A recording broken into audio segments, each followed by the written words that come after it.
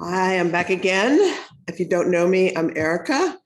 And if you do know me, even just a little bit, or have heard rumors about me, you're probably aware that I love to travel.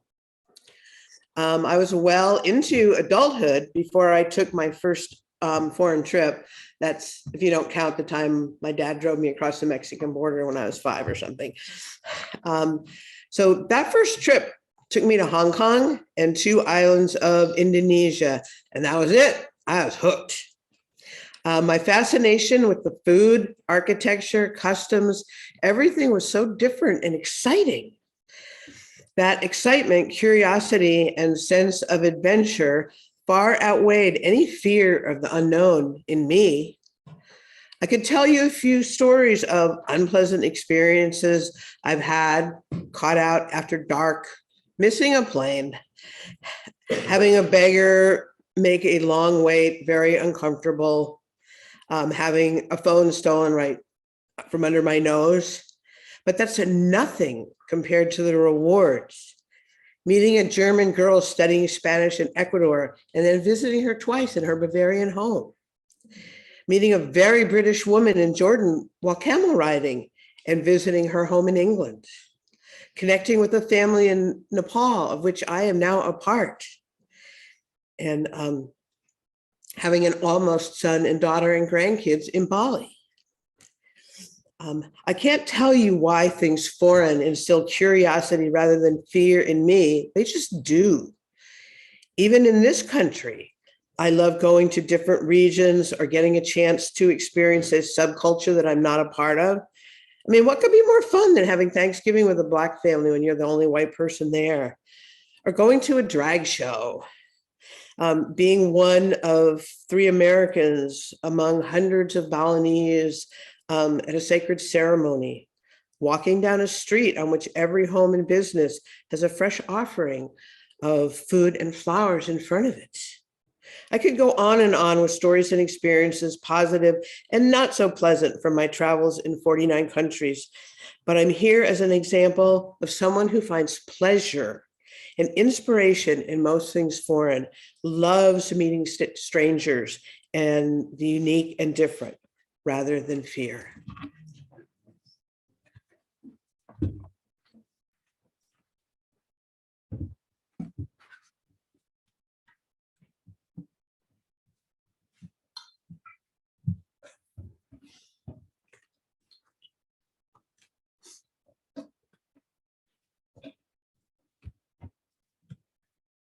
This thing won't stay put today. That's better. So how many of you have ever heard of the word xenophilia before today? We got 1, 2, 3, 4. Oh, we got a handful. Good. Yeah.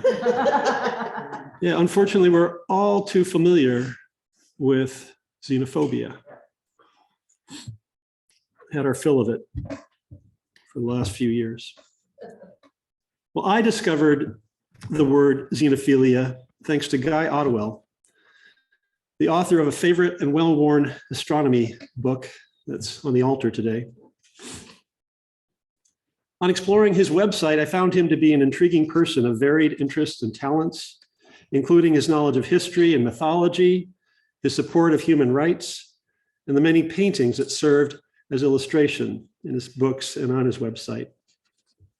In a far corner of his website, there it was, a word that made sense in relation to its more well-known opposite, but a word that I'd never encountered, and a concept I hadn't really previously considered. On his series of xenophilia web pages, Mr. Ottewell describes many minorities and their histories, people largely from Europe to the Middle East and into Africa. I had heard of only a few, but was taken by his knowledge, his appreciation for unique customs, and his outrage that so many cultures are subsumed by more dominant ones. Most of all, I agreed with his self-professed romantic mission to spread appreciation for these cultures and highlight their struggles to survive. What is it that inspires the curiosity of one person to identify the uniqueness of those different from them? while others are content to live life in their own bubble. I have a couple of pet theories. One has to do with physical isolation, and the other has to do with 1960s counterculture. I doubt any of you will recognize the name Elsie Mitchell.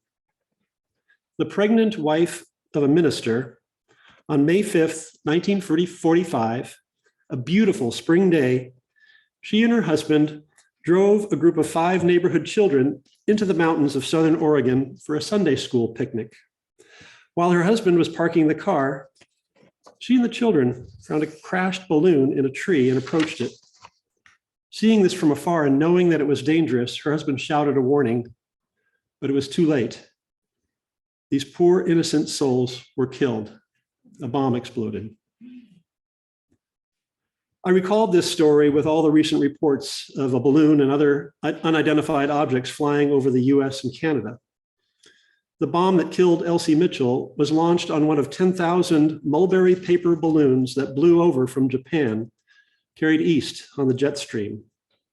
The program was a last-ditch effort during the waning days of World War II to wreak havoc on American soil.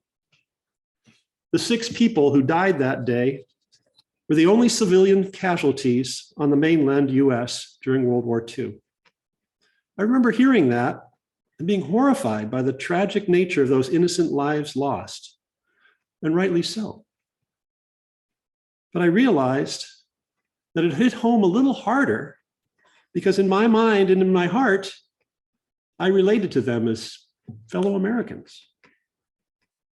But after some reflection, I thought about how the happenstance of size and geographic location has spared American citizens from so many of the stresses that befall people lacking such dumb luck. Then, recalculating my perspective to a more broadly human one, I did some calculations in my head. Way too much of life today is data-driven, so I'll spare you the cold, hard numbers. But I'm sure you can imagine the trauma, massive trauma caused by loss of life in Hiroshima and Nagasaki 3 months after this balloon incident in Oregon. And sadly, no, outrageously, civilian casualties perpetuate in this century in places like Afghanistan, Iraq, Syria, and Pakistan. I'm sure you know more. Okay, I promise this is the darkest this talk is going to get. And it's key to recognize trauma to be able to move past it. But before I move on, in our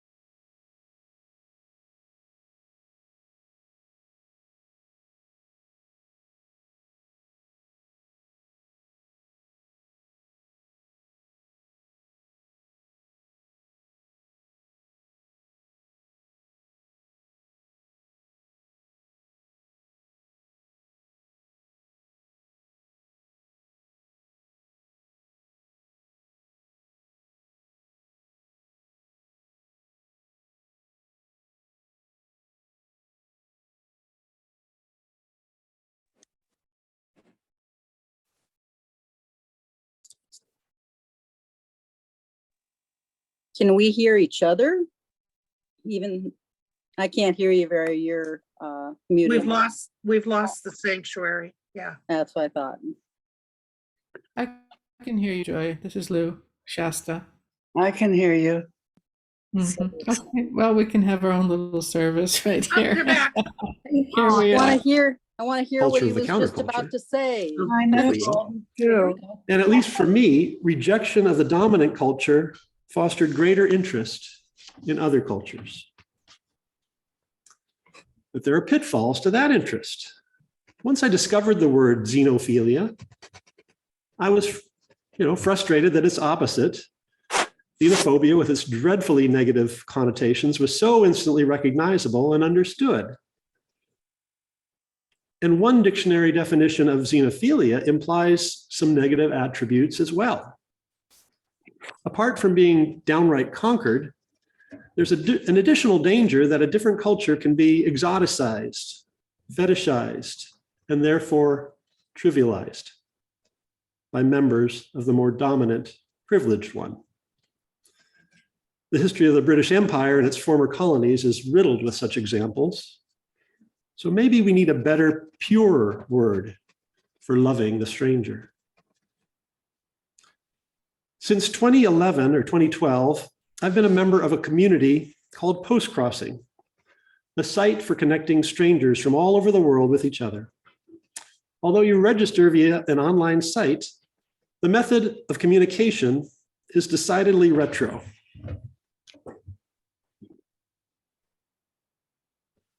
Postcards.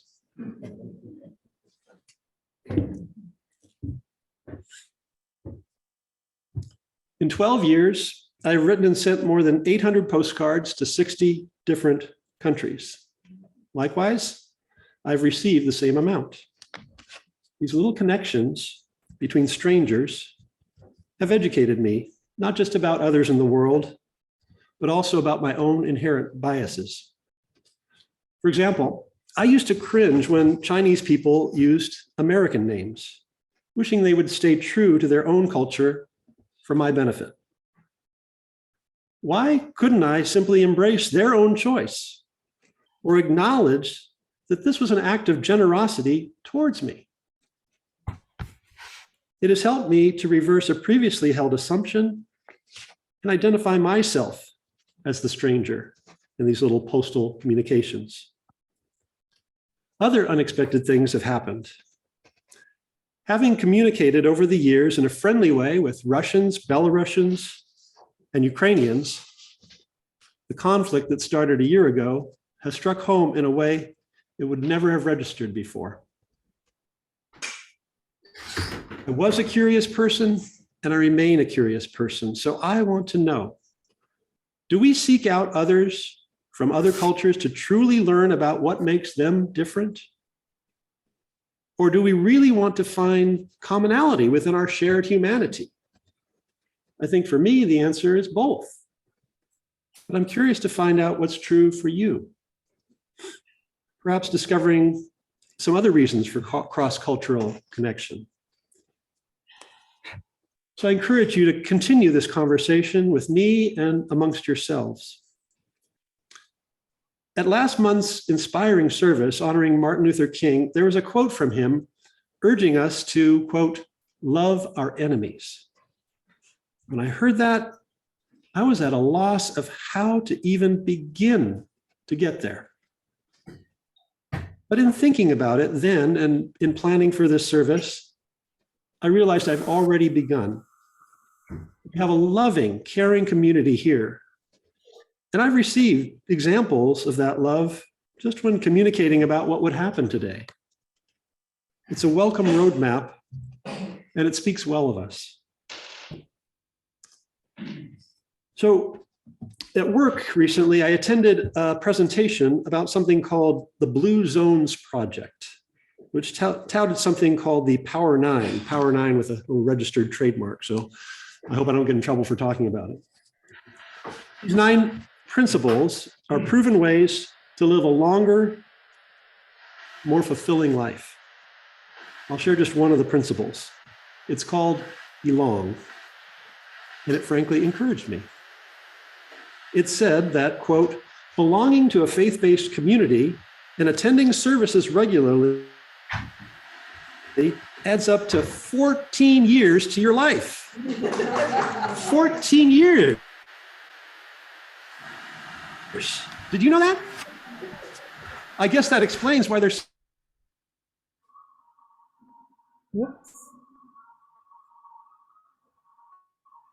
from loving each other here better to loving the stranger to loving my enemies. I finished a book recently called Finding the Mother Tree, which gives me further inspiration in this regard. It was written by forest ecologist Suzanne Simard. I'll close the service with her words later. So she, when working in managed forests early in her career, observed that clear cutting and then replanting a single species of tree was not effective. She turned the assumption that different species of trees competed with one another completely on its head. Her research led to knowledge that different species of trees and fungi in the soil are linked in a complex network to share nutrients. In tune with each other's needs, they support each other, sometimes giving, sometimes receiving, to the benefit of all. What a wonderful model of how a community works. It may not seem like it because we don't always act like it, but we are part of the natural world. So when the follies of humans get you down, and it happens to the best of us, find your inspiration wherever you can, from the kindness of strangers, from each other in this beloved community, or from the natural world, be it the community in the ocean with the sea otters, or in the forest, where those trees and their partner species have perfected the art of living over hundreds of millions of years.